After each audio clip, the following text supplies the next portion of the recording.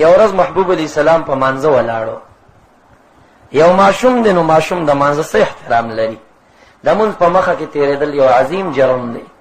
رسول الله فرمایي که انسان د هغې د ګناه نه خبر شي لقام 40 یا 40 دی به 40 خودرېږي.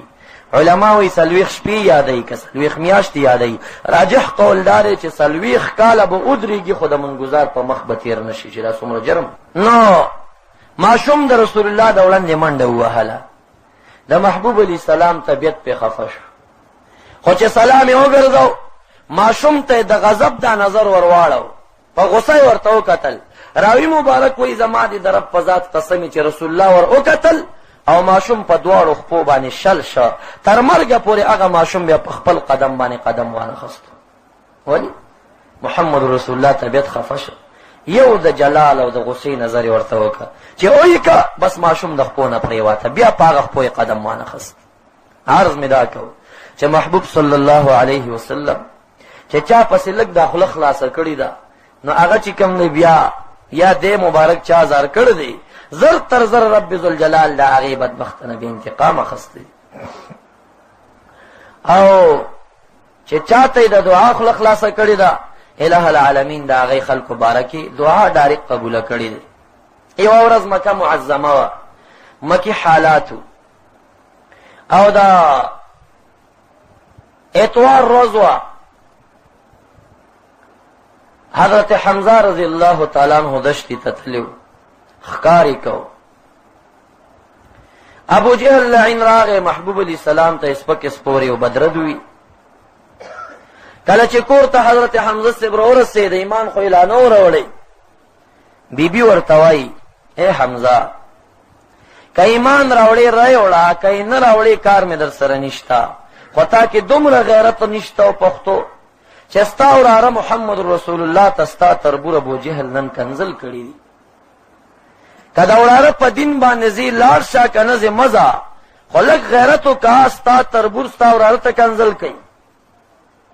حمزه ته دا خبره بده ودرېده، واپس په اس باندې سور شو، حرم شریف ته ورسېد. د بیت الله شریف په خوا کې ابو جهل ولاړ دی او خلکو ته د رسول الله مقابله کې تربیت ورکوي. دا اس نه کوش شو، ابو جهل ګریوان باندې ونیو او په دې مخ یو څو تتونې ووهه، خلکو ورنه خلاصو. ابو جهل چاپلوسي شروع کړه، خلکو ته وایي ما ته مخ خلاصوئ، ما د ده وراره ته ډېرې سپکې سپورې ویلې دي او دی اوس هم لا کمه ده چې ما وکنځیم کمه خبر. چاپلوسي کوي چې اوس رانه چېرته زما دین پرې نه دي. حمزه صاحب ورته وایي ایمان یې لا نه دی راوړی. ورته وایي عمرو بن هشام، اے د هشام بچیا عمره، د ابو جهل نوم عمرو، تا ته پته نشته دی چې حمزه نن د خپل وراره په دین باندې ګرځېدلی دی؟ نن د محمد عربي په دین باندې حمزه غوندې شخص موجود دی او ته د محمد رسول الله صحابو ته تکلیف رسی. واپس راغی، ایمان یې لا نه وروړ. دا خبره سبب شو ورته محبوب صلی الله علیه وسلم سره 19 صحابه کرام به روایتین یا 9 صحابه کرام به روایتین موجود دي. اور هغه ورته وی یا رسول الله صلی الله علیه وسلم مد الی یدک وبایعک یا رسول الله، د خدای پیغمبر د لاس دې لګ راوګت ک بیعت در سره کومه. رسول الله مبارک ډېر خوشحال شي. ولی په ټوله مکه معظمه کې 3 خلکو، 3 کسان، یو ابو جهل او یو عمر ابن الخطاب عمر صاحب او یو حمزه صاحب. د پښتنو په اصطلاح باندې وي بدمعشان دي په کلی کې کړه. ټوله مکه معظمه کې د 3 کسانو چرچا وه. د اتوار ورځ د حضرت حمزه صاحب ایمان راوړه. وایي ماخوستن اوده کېږم، شیطان راغی وسوسې راچی چې بېدینه شوې، د پلار نیکه لار دې پرېښوده، دا څه چلو شو؟ ټوله شپه مې خوب ونه کړ. سهار لاړم نبي علیه صلات وسلام ته مې وی چې ډېرې وسوسې را سره دي، لکه دعا راته وکړه چې وسوسې مې لرې شي. محبوب صلی الله علیه وسلم ورته د جنت یاره په هغه پاکه ژبه باندې چې د جنت صفت کېږي نو څنګه به د انسان زړه ته نه کوزېږي. نو حمزه صاحب وایي چې زما د زړه نه شبهات ختم شو. اتوار ورځ تېره شوه، د پیر تېره شوه، د بد ورځ تېره شوه، د زیارت شپه ده. یو 9 صحابه کرام غریب عمار ابن یاسر، حضرت یاسر، بی بی سمیہ، بلال حبشی، غریب صحابه کرام نبی علیہ السلام ته بیا په ګیله باندې راغلل. الا یا رسول الله، نن ابو جهل بیا مونږ ته کنځلې وکړي، زمونږ دین اوس سپک.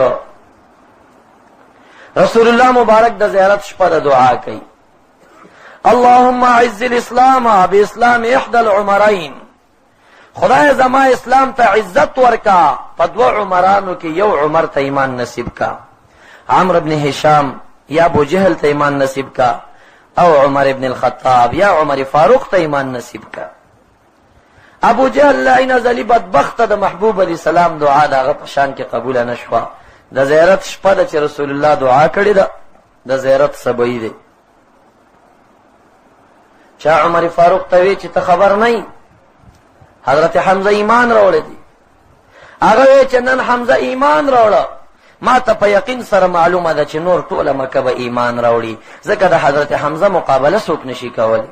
زم دا اسلام جرل او بنیاد محمد عربي قتلومه چې اسلام ختم شي. تورې راواخست، په دهشت او په قهر او په جلال را روان دی. نعیم یا نعیم مخې ته ورځي، دم پټ ایمان راوړی دی. عمر کم خوا رواني، زما د اسلام جرل محمد عربي قتلومه صلی الله علیه وسلم. هغه ورته وایي محمد رسول الله قتلول لري خبر ده، ستا د قوم نه دی.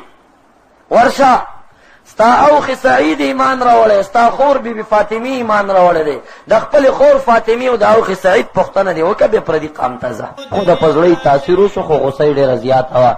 دروازه یې وټکوله، اوخ یې دننه په کور کې پټ شه، او حافظ د قرآن پټ شه. اوخ سعید باندې د تورې گزارونه وکړل، مبارک په وینو رنگ که. خور بی بی خلاصی ته راوړندې شو، هغه یې ووهله. چې کله خور ته وکتل چې په وینو رنګینه ده، نو زړه ته یې رحم ورغی. خور ته وایي ما ته تاسو چې کم قرآن لوسته لږ ما ته هم ولولئ. هغه ورنه یریږي چې د قرآن بې عزتي ونه کړي. مجبوره یې کړه، حافظ د قرآن پوی شو، راووتو. د سورة نور یو څو آیتونه یې ورته ولوستل. خو چې قرآن یې لوسته، نو د عمر په سترګو باندې اوښکې راماتې شوې. ولې راماتې شوې؟ چې سپټ د شپې محمد رسول الله دعا کړې ده چې خدایا زما اسلام ته په یو د عمرینو کې یو باندې قوت ورکړي. یا را روان دی محمد عربي قتلی، او یا د محبوب علیه السلام د دعا برکاتو چې را روان شه. وی ما محمد رسول الله ته بوځئ، ما ته حیا راځي. ما هغه پسې ډېر بدرد ویلی دي، ما یې صحابه کرام تکلیف کړي دي. تاسو اوخه او زما خور او حافظ د قرآن را سره جرګه شئ، محمد رسول الله صلی الله علیه وسلم دربار رسالت ته ما بوځئ. خور ور باندې غسل وکړه، او بیا د رسول الله مبارک دربار ته روان کړی دی. په لاسونو کې توره ده، په وینو سره ده. حمزه صاحب دروازه کې ولاړ دی، صحابه کرام پریشان دي، عمر په جلال او غصه دی، رسول الله ته تکلیف نه رسي. حمزه صاحب ورته وایي مه خفه کېږئ، دی ما نه پېژني چې زه حمزه یم. که راځي ایمان راوړي ډېره ښه ده، یعنې په دې خپله توره به دې 100 قلم کم د کوناټي لاندې به ورته کېده. عمر فاروق صاحب راغی، نبی علیه الصلاة والسلام د کوټې نه بهر ته استقبال ته ورته راووتو. ورته وایي ای عمر په کم نیت راغلی؟ عمر په وجود باندې لړزه ده، یا خو یې نه پېژنده، نو د قتلولو اراده لري. خو چې یا یې د محبوب علیه السلام قدر وپېژند، اوس غږېدی اوسه نشي، ژاړي.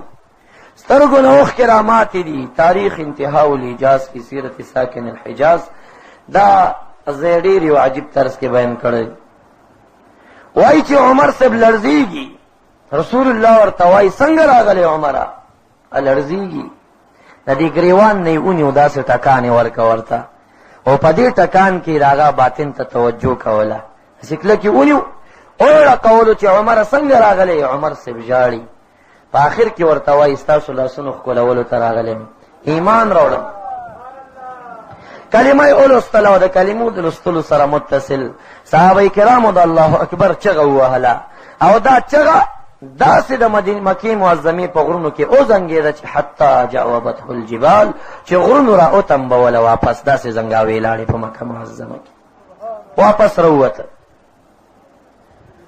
چې راووته دا مسکینان غریب صحابه کرام چې د دین په خاطر کم وهنې خوړلې وي اوس اراده لري چې چرته کافر ګوري مخې ته ورځي او دی وایي تاریخ ابن هشام لیکلی د خلکو ته د خپلې کلمې اعلان مې وایي دې دپاره کو چې یو ظالم ما ووهي او ما ته خدای تعالی د بلال حبشي غونې په دین کې تکلیف را نصیب کړي دا خو یو مقام دی عمر صاحب وایي یو ډلې ته ورغلم ورته ودرېدم خبر یې چې زه د محمد رسول الله په دین باندې یم وایي ټولو سرونه ټیټ کړه رانه روان شو ډېر خفه شوم چې زه خو دې دپاره راغلی یم چې اوس به یو ځوان راپورته شي په عمر به ګزارونه وکړي او هغه غریبو صحابو ته چې کوم مقام د دین په تکلیف میلاو دی خدای به عمر ته هغه مقام ورکړي څوک هم راباندې ګزار نه کړي نورو ته ورغلم څومره ډلې چې هلته غټې کورنۍ وي په ټولو کې ودرېدم د نبي اسلام د دین اعلان مې وکړ خو ټول رانه پټېدل آخر یو ځای ته ټول راغونډ شوي وو ورغلم ورته هغلته مې چې اعلان وکړه هغې بېدینانو لوچکان هلکان را پسې کړه په ما باندې ګزارونه وکړل وایي چې زما تندی ولګېده وینه را ماته شوه چې لاس مې وروړه او په خپل لاس مې د تندي وینه ولګېده بس زړه مې یخ شه چې صحابه کرامو ته د دین په تکلیف کې کومه وینه تله شوې ده هغې شرف مقام خدای تعالی به ما ته هم راکړي ځکه د دین په خاطر ووهل شو محبوب صلی الله علیه وسلم یا چې دعا ورته نه وه کړې د امام الانبیاء محمد عربي د قتل ارادې کوي داسې کمبخت انسان دی خو چې یا محمد رسول الله دعا ورته وکړه رب ذوالجلال د هغې عمر فاروق نه څنګه سړی جوړ که داسې سړی ته بیا جوړ که چې مکې معظمې ته راغی او د دې دورې خلافه شو په مدینه منوره باندې زلزله راغله چا ورته وی عمر صاحب زلزلې دي هغه ورته وی ښه دشتې ته ووت امسا یې راواخیست تفسیری کبیر دا روایت راخستی دی په ځمکه باندې کېښوده ځمکې ته وایي که خدای تعالی درته وایي چې په مدینې وړقېږه زه د خدای بنده یم د خدای نه غواړم چې نور به نه ړقېږي او که په خپل طبیعت ړقېږي ته وړقېږه څنګه ړقېږي هغه ورځ ده او نن ورځ ده بیا په مدینه منوره زلزلې نه دي راغلي ولې عمر فاروق صاحب امسا ورته نیولې ده د عمر صاحب په امسا کې هم زور شته دی که یا مې عرض کو چې رسول الله دعا نه وه کړې هغه کمبخت انسانو چې د محبوب د قتل ارادې کوي خو یا په یو دعا ورته دا شرف ملاویږي چې خدای تعالی یې په ټوله ځمکه باندې سلطنت او بچی جوړوي رب ورنه بیا هغه شخص جوړ که چې کم شخص کله دې د دنیا نه رحلت کوي او دې زخمی شه بیمار حضرت علی رضی الله عنه باندې ته لاړه یو حکیم ته وایي عمر صاحب زخمی دی ما سره لاړ شه دوایي وکړه را روان دي دواړه په لاره باندې په لاره کې حضرت علی صاحب حکیم ته وایي زه بېرته لاړ شه عمر صاحب شهید شوی دی او ورته وایي ته خو ما سره روان یې تا ته څه پته ده وینه ما ته پته ولګېده دواړه راغلل چې راله مدینه منوره کې خفګان دی عمر صاحب شهید شوی دی حکیم ورته وایي حضرت علی صاحب ته ته د څه نه پوه شوې وایي زه د دې نه پوه شم په لار چې را روان یو پټی و د یو شخص یو چیلی و د بل شخص پردي چیلی د پردي پټي ګیا خوړه ما وی که عمر فاروق ژوندی وي نو د هغې یوازې په انسانانو نه بلکې په چیلو او په څاروو هم بچی ده نو پردی چیلی پردي پټي کې ګیا نشي خوړی خو چې پردی چیلی مې پردي پټي کې ولیده که نه نو ما وی چې عمر صاحب دنیا نه تللی دی چې راله رښتیا عمر صاحب د دنیا نه تللی رب ورته د محبوب علیه السلام په دعاګانو باندې داسې مقام بیا ورکه چې الہ العالمین د انسانان نه ګورې د ټولو حیواناتو په سر ورته بچی ورکړې وه